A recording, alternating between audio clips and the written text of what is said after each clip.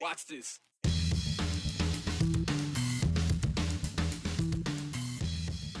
Idaho's abortion ban is about to be put in play, but not everyone plans to comply.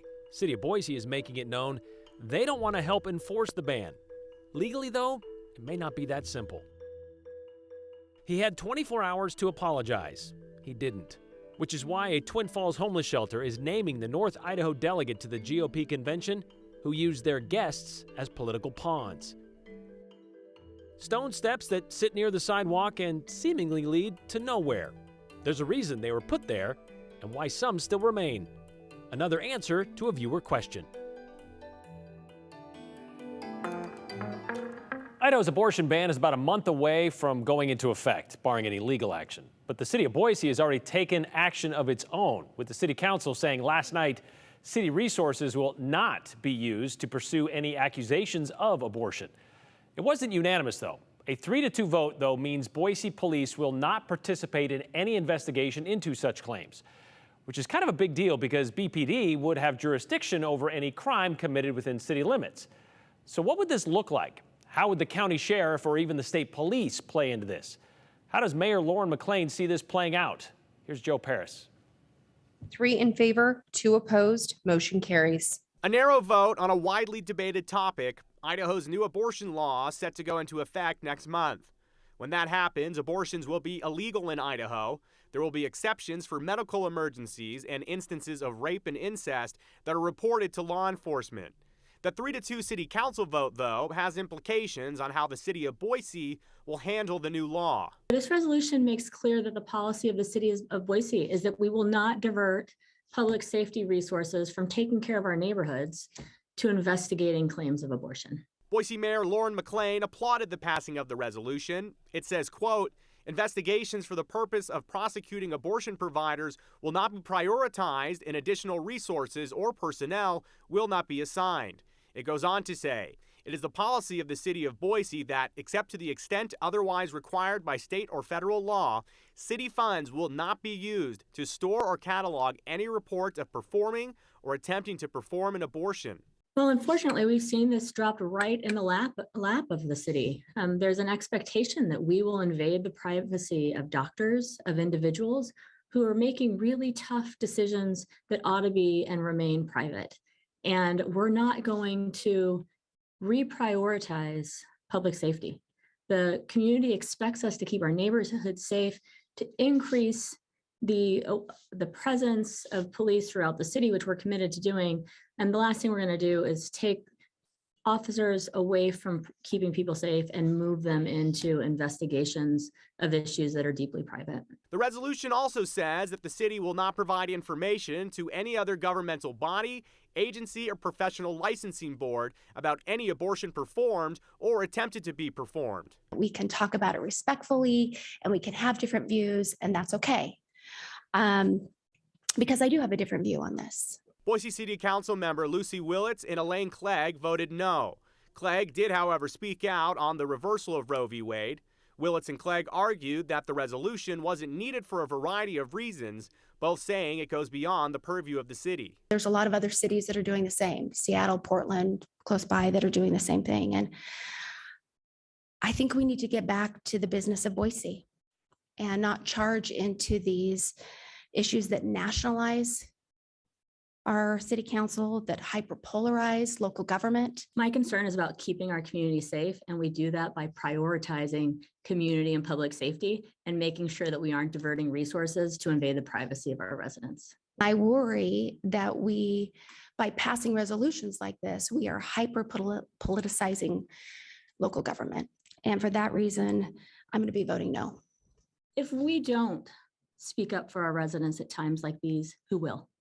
And that's what we heard loud and clear from people throughout the city in advance, asking us, what can the city do to protect us, to reassure us of who we are as a community in these tough times? And that's what the council did last night. And I deeply appreciate their partnership and leadership. So how will this all play out? Well, I asked Twin Falls prosecutor and president of the Idaho Prosecuting Attorneys Association for his thoughts on this, Grant Loebs. He tells me, quote, practically speaking, the prosecutor can't prosecute cases when there's no investigation. So if a city refuses to investigate, that city's case would have to be investigated by ISP or that county sheriff. It's way too early to tell how many of this will shake out, says Loeb. So Brian, I know there's a lot of questions right now in the community talking about accountability. Would there be some type of mechanism from the state of Idaho to force the city of Boise to invest resources in this, or force the city of Boise to go after claims of illegal abortions in Boise? There's some codes right now that are being discussed in the Idaho legal community. We're hoping to dive into those later this week. Well, I mean, after all, the executive branch of the government of the state of Idaho, that's to enforce the laws. So I would think, I guess the question is, would ISP reign over the county sheriff, who would reign over the Boise? I mean, there's a lot of lines that have to be crossed in order for this to play out like that. Yeah, and there's also a conversation, you may remember, some areas like Boise, they had mask mandates that would have been a misdemeanor, a violation. We had groups like the Boise police saying, well, we're not necessarily going to enforce that because we can't be the mask police. So this is kind of in that same arena, but it's a little more complicated and a very different situation than masks. Very much like we've seen just in the last month with illegal fireworks, right? Yeah, there's laws on the books. We saw a lot of illegal aerial fireworks over the 4th of July weekend. You ask how many people were actually arrested for doing that, you're not going to find a long list. Exactly. All right, thank you very much, Joe. More to come on that, I'm sure. Well, all right, it's been 24 hours. Well, actually more than 24 hours. That was the deadline given to the man who gave a misleading invite to residents of a Twin Falls homeless shelter to own up to his prank, apologize, and he wouldn't be named publicly.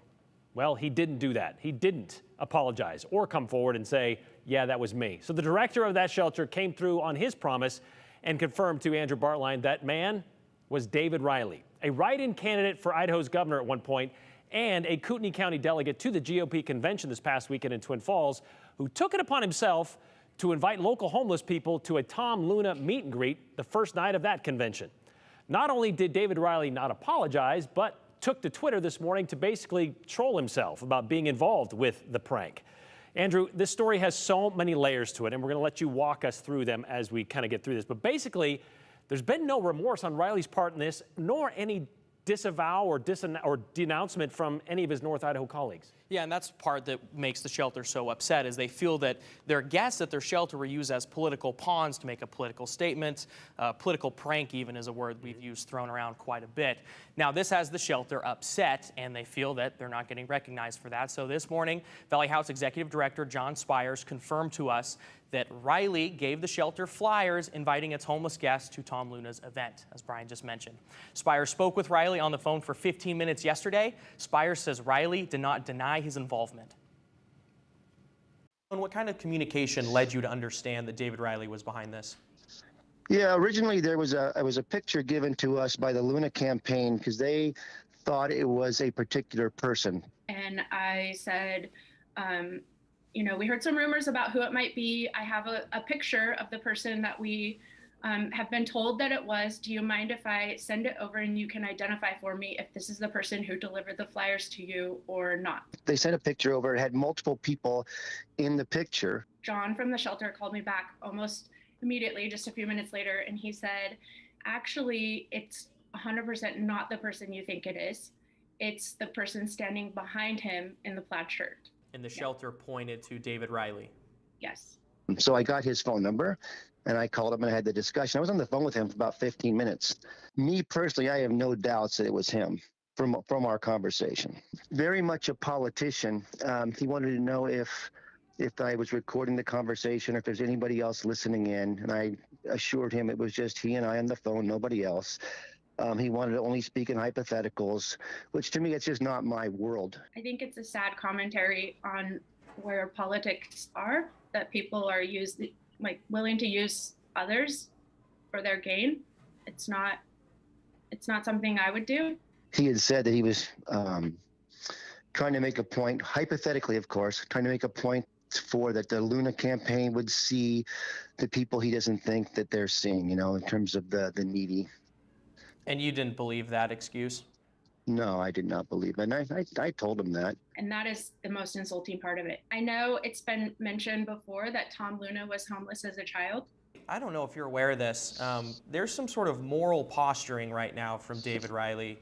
He's putting things on social media and the internet where he's thanking the Luna campaign for bringing attention to homelessness, and he took a screenshot of him donating $100 to Valley House. David Reilly, he donated $100. When did this happen and how did this happen? Because I'm not aware of it. It's a screenshot he put on social media last night. Huh. I'm not aware of it. I guess it's a gesture. I mean, but just donating to the Valley House is not exactly the same as an apology, man. Not the way I see it. So now the question becomes, who is David Reilly? Why does he matter? Well, first off, he's a Kootenai County delegate. In the GOP convention this past weekend, Reilly had a say on the official GOP party platform, just like any other delegate. And this behavior is not in a vacuum. In 2017, Reilly attended the Charlottesville Unite the Right rally, where advertisers then boycotted his father's radio station in response, forcing Reilly's resignation. After that, he moved to Idaho. Reilly ran for Post Falls School Board in 2021. He lost that election by 6 points. And now Reilly running for governor as a Democrat write-in candidate. So in Idaho, he is involved, Brian. This is a person that matters, and he's a person who's in charge of things. And I know you reached out to the Kootenai County Republican Central Committee to ask him about his involvement up there, how he became a delegate to the GOP convention under their county, by the way. What did Brent Regan have to say about that? Yeah, when we talked to Brent Regan, he didn't even believe that Reilly was involved in this. He says he doesn't believe it at all. In the world of deep fakes, I think was his language. He doesn't believe Reilly had anything to do with this. He also didn't denounce this act. I said, if somebody did do this, is this a problem? He said, well, homeless people got fed. But, I mean, the argument would be just because Luna and his campaign handled it well and took these people in doesn't mean that it was necessarily okay. As far as him becoming a Kootenai County delegate, he says he signed up. And what Brent Regan told me is, it's hard to fill seats sometimes, and if you're signed up, you'll probably get a seat. That was essentially the language used in the phone call. The other thing that was interesting is he tried to distance himself by saying, well, he's running for governor, but as a Democrat. Well, yeah, that's what I said, too. I said you can't completely disconnect yourself from this. You were the chair of the Kootenai County GOP. This guy is a delegate in Kootenai County for the Republicans. He says, well, he's running for governor as a Democrat, basically saying, not my problem. Yeah. Brent Regan, by the way, chairman of the Kootenai County Republican Central Committee, also a chair of the board of the Idaho Freedom Foundation. So it's all kind of connected if you kind of follow the lines a little bit. So, all right, thank you very much, Andrew, for digging into that and getting us some of these answers. I appreciate it. Thank you. More than 2 years ago, Idaho became the first state to pass a law that would prevent transgender athletes, specifically transgender women and girls, from competing against other women and girls. House Bill 500, as it was then known, or the Fairness in Women's Sports Act. Despite that passage and signing by Governor Little, the law has yet to go into effect because almost immediately, the ACLU, on behalf of Boise State student Lindsay Hecox, filed a lawsuit saying the law is unconstitutional. A federal judge issued an injunction a few months later saying it could not be enforced until that case made its way through the courts. Then a year ago, basically almost a year ago, a little more than a year ago, Idaho's Attorney General argued, well, the case should be dropped and the law should be put into place since Hecox withdrew from Boise State University. They argued the lawsuit was moot since the ACLU no longer had an injured party. But while the judge was considering that question, Hecox re-enrolled at BSU and joined the school's club soccer team, the women's team. So would that make the suit no longer moot?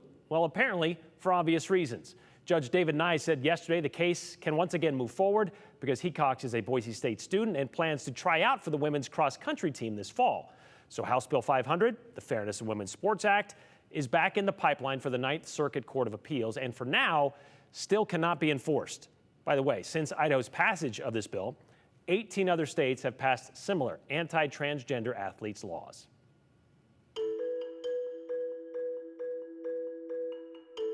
They've stood sentry on Warm Springs Avenue for more than a century. A couple of steps that just stop, a couple of steps off the street. We're explaining a bit of Boise history set in stone. But before we get you thinking about that, we want to hear what you're thinking about right now. Send us your thoughts through a text anytime, 208-321-5614. Questions, your comments, complaints, pictures of things that you've seen around town that just scream, Idaho. We want to see them all. No matter what you send us, though, always include your name and the hashtag the 208. And we could share yours at the end of today's show or another show. So stick with us.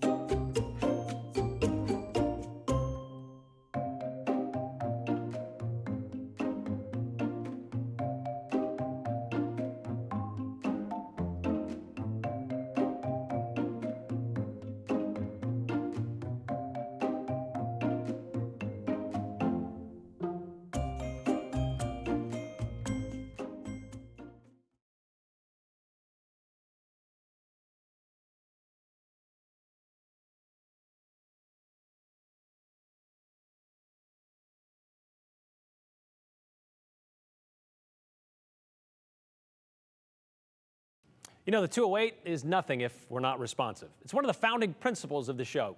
You see, our forefathers entrusted us. All right, never mind. Forget about that part. Speaking of forefathers, though, back when Boise was just beginning, the streets, they were dirt, the sidewalks were wooden, modern transportation consisted of, well, trains. In town, you walked. If you were fortunate, you had a horse. Or maybe if you were wealthy, you could have a carriage that you could attach to that horse. And if you were, well, fancy, well then, that leads us to a text message we recently received from someone who said, I'd like to hear about the cement steps that were supposedly for horse-drawn carriages in the olden days on Warm Springs Avenue. You know, it sounds like you've heard a lot about them already because, well, that's basically it. But since we're talking about the olden days, let's begin with a brief history of Boise. Founded in 1863 when Idaho was just a territory, the city's original plat covered just 10 blocks. Fewer than 1,000 people lived in town. By 1890, when Idaho became a state, Warm Springs Avenue was just an undeveloped dirt road to a local hot spring. Statehood begat more people, which begat the need for more places to live, which begat the use of that geothermal power as a source for heating homes. Soon, mansions began springing up along what would become Warm Springs Avenue. And with them, the means with which these homeowners would get in or on how they would get around. Carriage stones to step into carriages and hitching posts for the horses. Today, there are only a few of the stones left, including in front of this two-story late Queen Anne-style cottage built for Lee Estes in 1903. And there they've stood since, surviving more than a century of Boise seasons, even gaining historical status in 1979 when the entire neighborhood was listed on the National Register of Historic Places. And so likely they will continue to stand. A reminder of how many steps forward the city has taken. Dan Everhart with the Idaho State Historical Society says those stones remain because of that historic preservation protection given to those houses on Warm Springs Avenue. But that's not the only place you can find what he calls street furniture. You can still see a few of those others scattered around other historic Boise neighborhoods.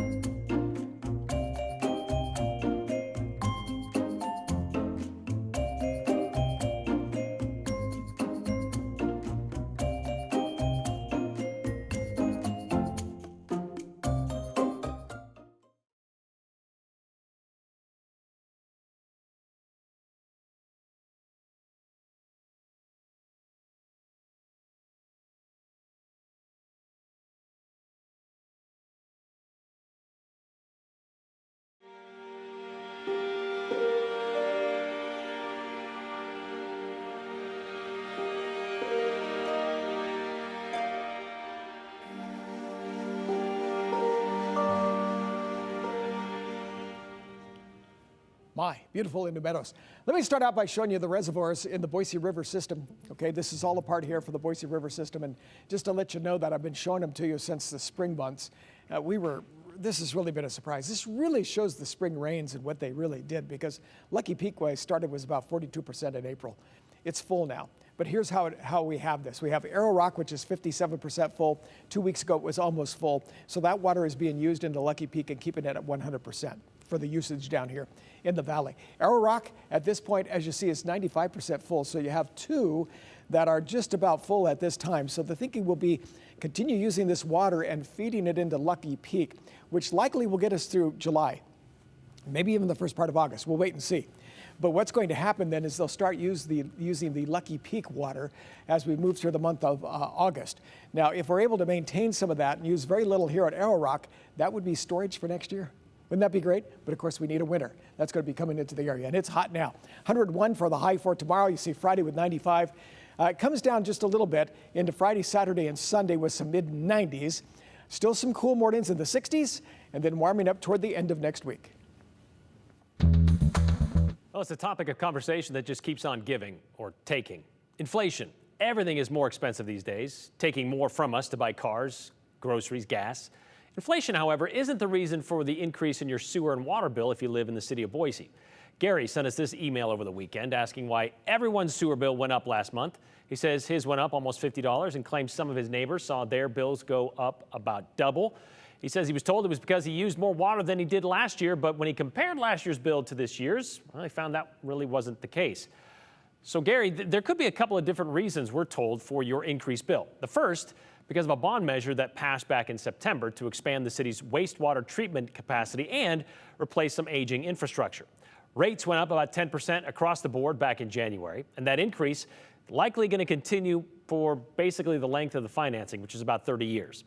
Second, the Public Works Department says this could also be because of rate adjustments. Your water usage is based on winter water readings provided to the city by the water company. And they say with so many people working from home lately, some households have seen, well, an increase in their water usage, thus the increase in how much you're going to pay for it.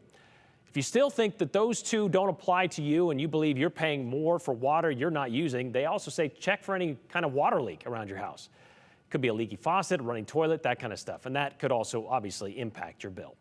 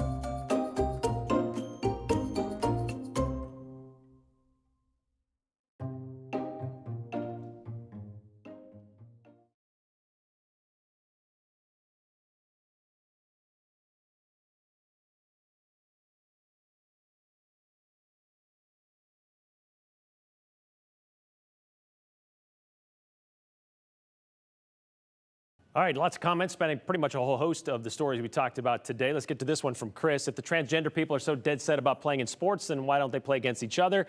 That way everyone is equal with the gender they are playing against. Well, Chris, I don't know when it comes to high school and college athletes, I don't even know if there's enough to field a starting five of a basketball team when it comes to transgender athletes. Not all transgender people want to play sports.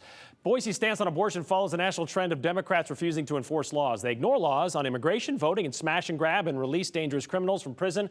Hopefully that will change with the midterms, says Mike. Good for the city of Boise. Here's the other side of that. I'm a Republican, but getting tired of the Gestapo-type actions the Idaho Republican Party is taking on its citizens, says Chuck in Boise. Alleluia and amen to Boise Mayor. Finally, someone with some common sense. Government has no place in a private matter. That's for a patient and a doctor to manage, says Don in Caldwell. Let me get this straight.